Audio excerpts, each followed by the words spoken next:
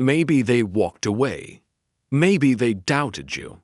Maybe they thought you were replaceable. But hear me, the greatest plot twist in your story won't be their apology. It will be your evolution. Not a louder version of your old self, but a higher one. One that no longer auditions for rooms you outgrew. One that no longer shrinks to be loved. One that doesn't chase because royalty never runs. Tonight. We don't beg for closure. We don't bargain for peace.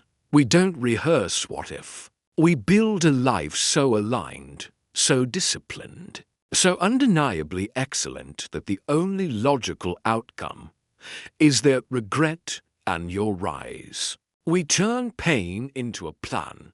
We turn silence into strategy.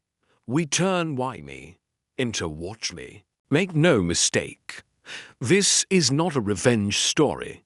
It's a revelation story. The moment you stop arguing with your worth, the world adjusts its tone. The moment you choose standards over scraps, your future starts sprinting toward you. They may never say it out loud, but they will feel it.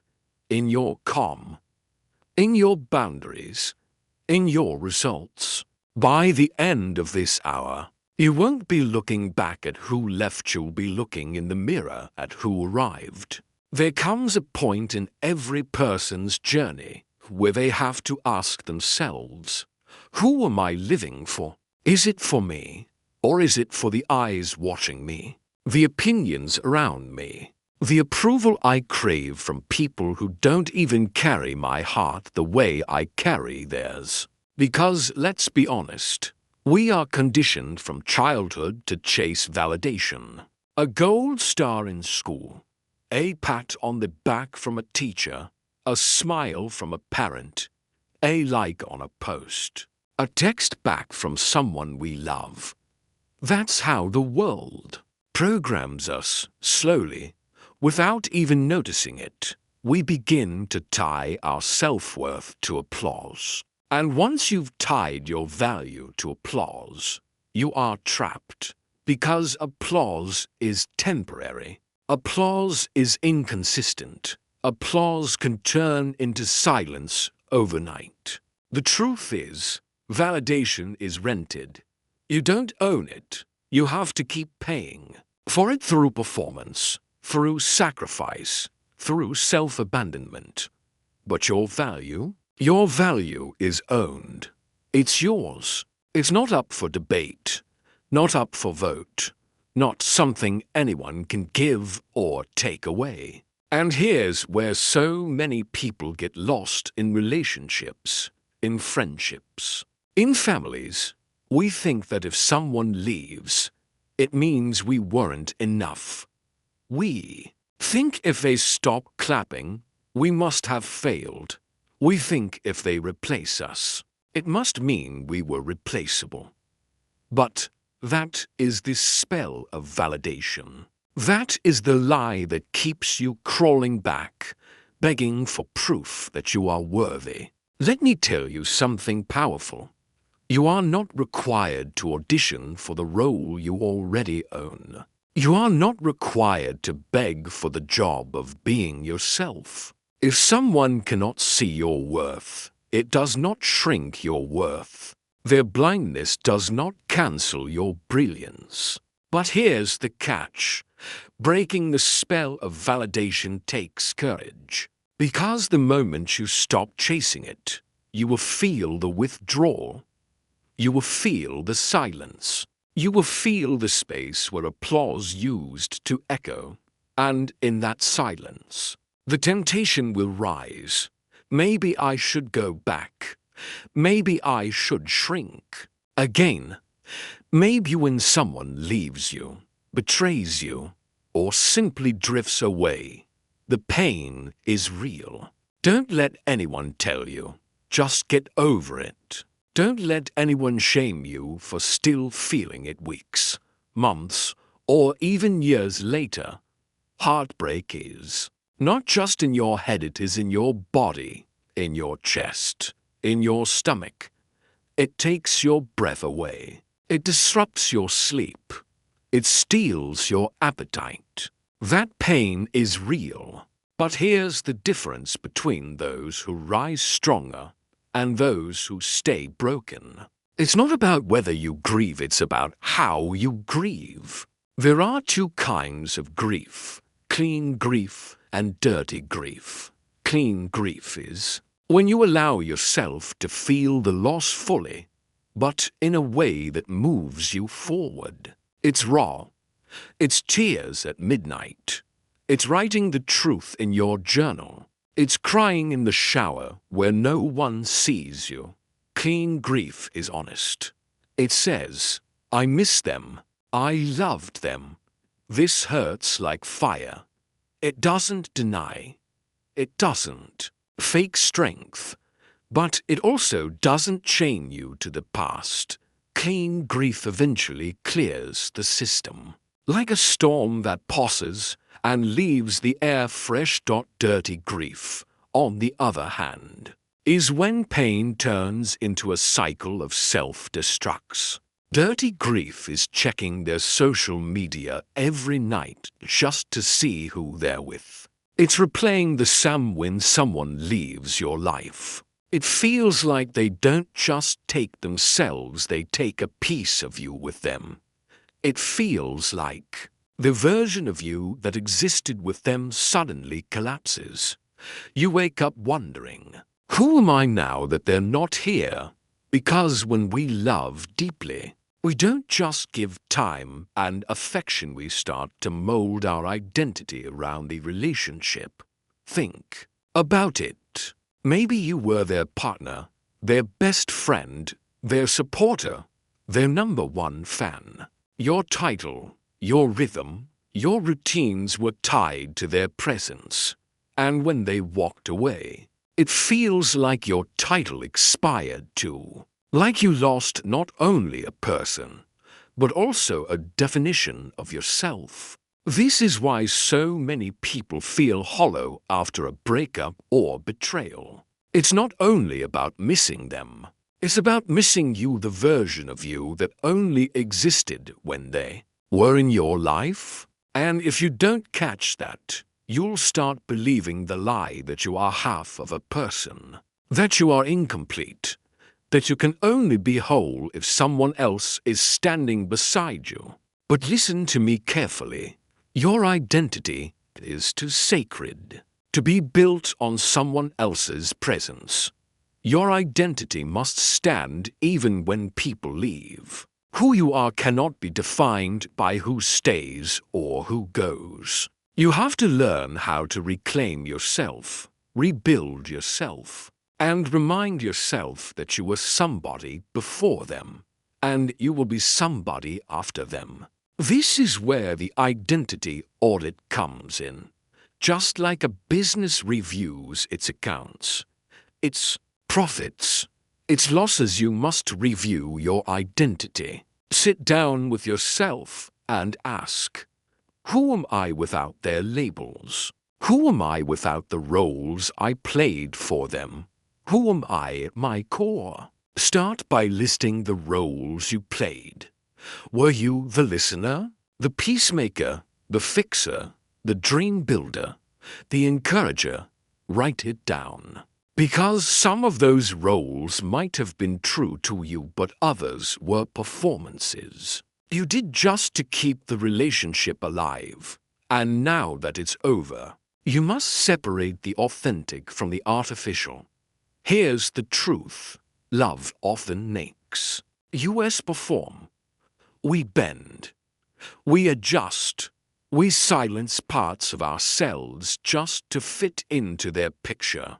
Maybe you dimmed your ambition because they felt insecure about your dreams. Maybe you stopped speaking your truth because they couldn't handle honesty. Maybe you carried their burdens at the cost of your own peace, slowly, without realizing it. You became a version of yourself that wasn't fully you, it was you. Edited. The identity audit demands honesty. It demands you strip off those costumes. It demands you ask, what did I keep? What did I lose? What was real? What was an act? And once you see it clearly, you begin to rebuild. Not the old version of you, not the smaller version of you, but the truest version of you, the version that lives by your core values. Because values are the anchor. They are not dependent on who you're with, they are eternal. So name them. Write them. 5 core values that define who you are. Maybe it's integrity. Maybe it's growth. Maybe it's faith. Maybe it's resilience. Maybe it's love. But the kind of love that starts with yourself. Once you've written them down, you say, "This is me." With or without anyone else, this is me. And then comes the declaration. Write one paragraph that begins with, "I am the person who." Fill it with your truth. I am the person who keeps promises to myself. I am the person who creates, who builds, who learns, who rises. I am the person who does not shrink for acceptance. I am the person who belongs anywhere I decide to stand. Because here's the revelation.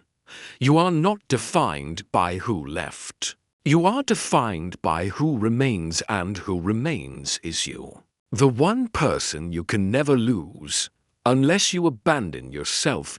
So, when you look in the mirror, don't just see a reflection of pain, see the survivor of storms. The carrier of values, the keeper of identity. You are not what they named you. You are not what they abandoned. You are not the empty space they left behind.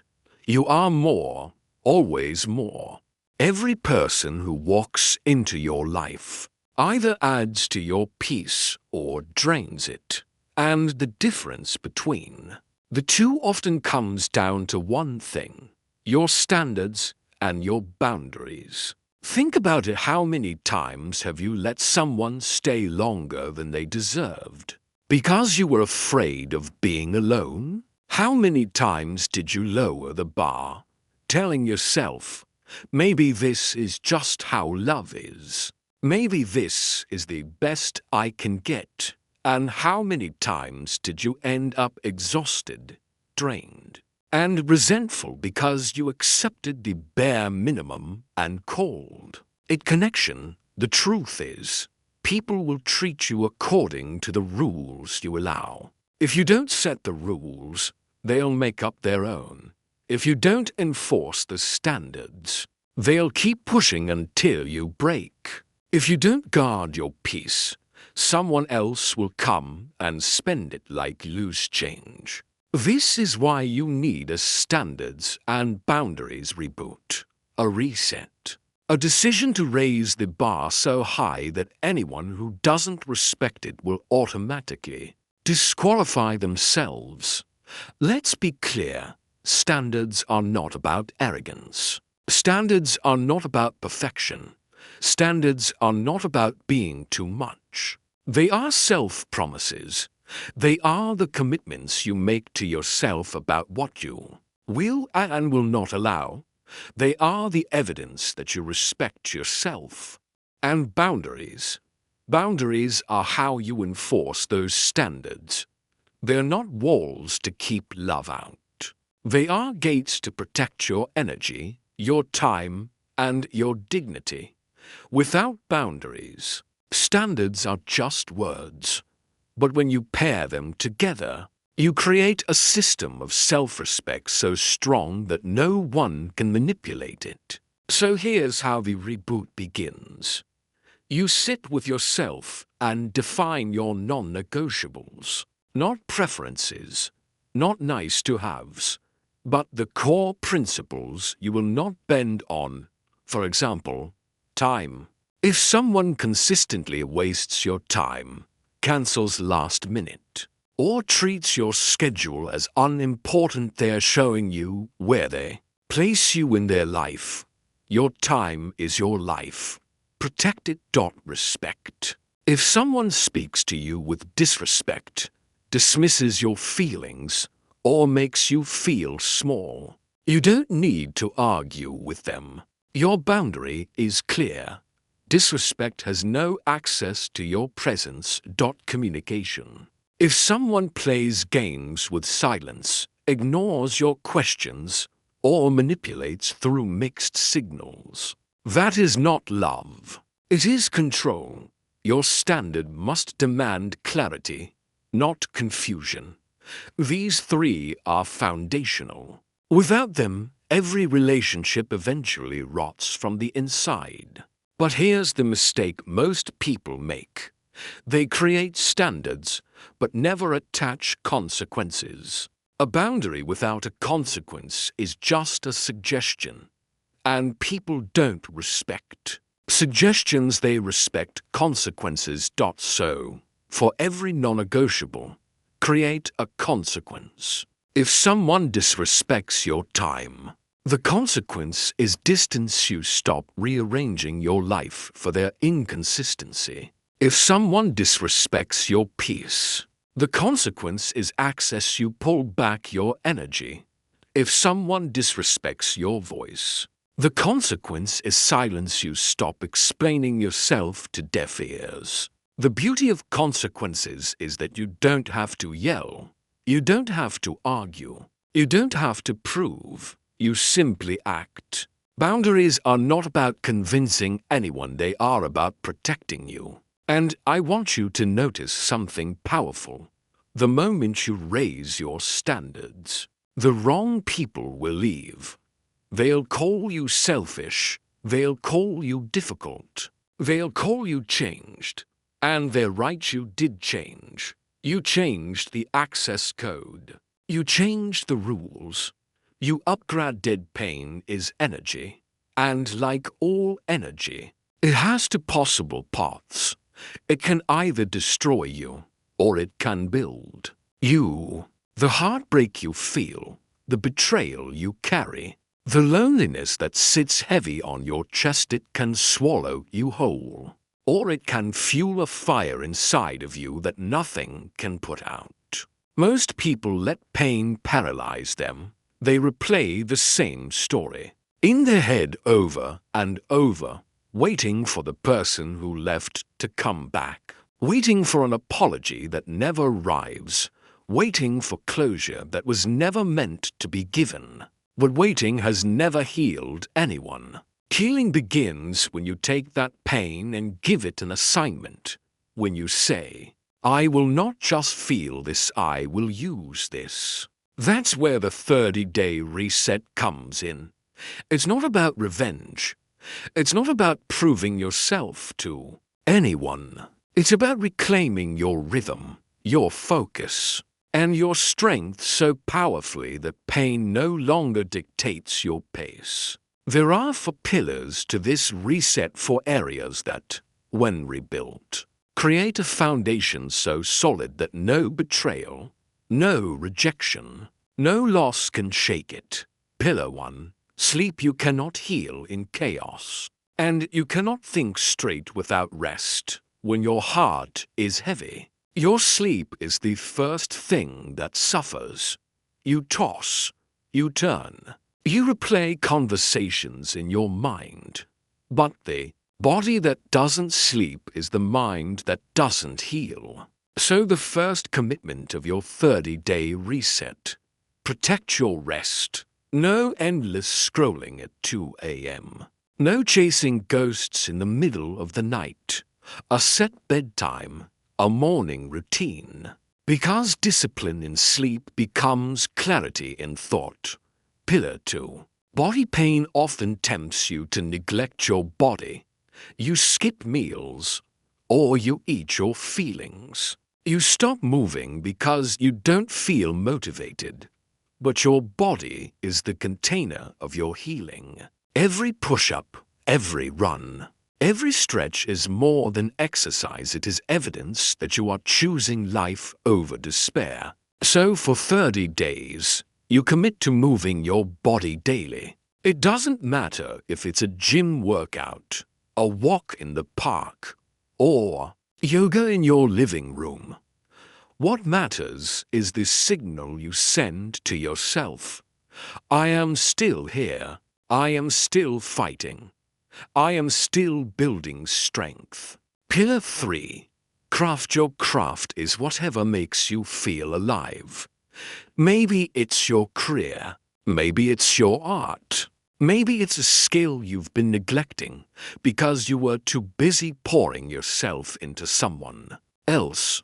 Pain often leaves us empty, but your craft refills you. For 30 days, pour yourself into mastery. Set aside one focused hour a day for your work, your learning, your dream. Every minute you invest here reminds you that you are not just a person who was left. You are a person who creates, contributes, and builds. Pillar 4. Learning nothing accelerates growth like feeding your mind. Because when pain hits, your thoughts can become your prison. You need new information, new inspiration, new perspective to break free. So for 30 days, commit to reading 10 pages of a book, listening to a podcast, or studying something that sharpens your mind. Knowledge is the weapon that silences regret and fuels reinvention. Now, here's where it gets real. Don't just think about these pillars, track them. Create a simple daily checklist. Wake up, sleep 7 hours, check. Move your body, check. Work your craft, check. Learn something new, check. Each checkmark becomes proof. Proof that you are rising. Proof that you are rebuilding. Proof that you are not sitting in pain, you are standing in power. And here's the truth. The first few days will be hard. You'll want to quit. You'll hear that voice whisper, "What's the point? They're not watching. No one cares." But that's the moment you remind yourself this is not for them. This is for you. This is not about making them regret losing you. This is about making you proud that you didn't lose yourself. Because one day, 30 days from now, you will look back and see a version of yourself you didn't even know you had inside you. Stronger, sharper, clearer, more disciplined. And that transformation won't come from waiting. It will come because you took your pain and turned it into a plan. There are 3 areas of your life that, if mastered, give you unshakable power: your mind, your mouth, and your money. Control these 3, and you control the direction of your destiny. Lose control of them, and life will always feel like it's slipping through your fingers. Pain and loss often attack these areas first. When heartbreak comes, your mind spins with negative thoughts. When betrayal cuts deep, your mouth starts speaking doubt, anger, and fear. When you feel abandoned, your money slips because you stop focusing, stop planning, stop building. That's why this stack matters. Because when you command these 3, you rise above circumstances and remind yourself you are still in control. The your mind is a battlefield every single day. Thousands of thoughts run through it, some lifting you up, others dragging you down. After someone leaves, the battlefield gets louder. You weren't enough. You're unlovable. You'll never find better. These thoughts come like arrows, and if you don't learn how to protect your mind, you will bleed from wounds that aren't even real dots. So how do you take back control of your mind? By controlling what goes into it. Your thoughts are shaped by your inputs. If you consume chaos, your mind becomes chaos. If you consume inspiration, your mind becomes inspiration. That's why discipline of the mind begins with a filter. No more doom scrolling their profile. No more replaying old conversations. Instead, choose your inputs. Books, podcasts, music that lifts you. Conversations that challenge you. And it's not just about what you let in, it's about what you allow to stay. You must become the guard at the gate of your mind. When a thought comes in saying you're nothing without them, you stop it at the door. You don't argue with it. You replace it. You speak back to it. I was whole before them, and I will be whole after them. The mind becomes disciplined when you practice this daily. The mouth what you speak shapes what you believe. Too many people sabotage themselves by using their mouth as a weapon against their own future. They say things like, "I'll never get over this. I'll always be alone. I can't do this without them." Every time you speak those words, you are reinforcing chains around your own life. Discipline of the mouth is learning the power of silence and the power of declaration. Silence. Because not every thought deserves to be spoken. You don't have to vent every wound to people who can't heal you. You don't have to post every emotion on social media for people to consume like gossip. Sometimes strength is saying nothing, while you rebuild everything dot and declaration, because your words are seeds. What you speak consistently, you begin to believe. That's why you replace complaints with commitments. Instead of saying, "I'm broken," you say, "I'm healing." Instead of saying, "I can't," you say, "I will." Instead of speaking like a victim, you speak like a builder, a creator, a warrior. Discipline of the mouth isn't about pretending life is perfect. It's about refusing to curse your future with careless words. The money. Finally, discipline with money. Why does this matter after loss? Because money is more than currency. It is options. It is freedom. It is security. And too often, when people are hurting, they let money slip. They shop to numb the pain. They stop focusing on their work. They let bills pile up while they sit paralyzed in sorrow. And soon, the emotional pain turns into financial stress, doubling the weight in a world that rewards noise, attention, and constant display. There is power in silence. After someone leaves you, the instinct is to shout, to prove, to broadcast your worth so loudly that they feel the regret.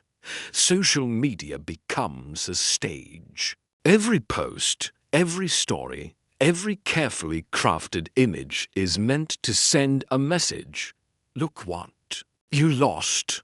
Look how well I'm doing without you. But here's the truth that most people never see. Spectacle is a poor substitute for substance. Noise can never replace strength. When you chase attention, you are still running.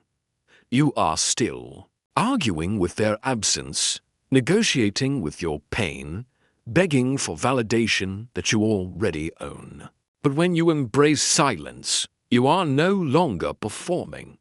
You are not seeking approval. You are creating in private, growing in secret, and building something so real that the world cannot ignore it even if they try.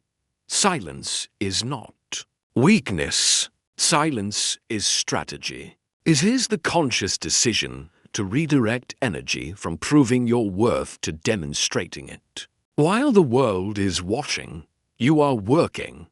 While others are scrolling, you are sharpening your mind. While they talk about what you should have been, you are becoming what you always were meant to be.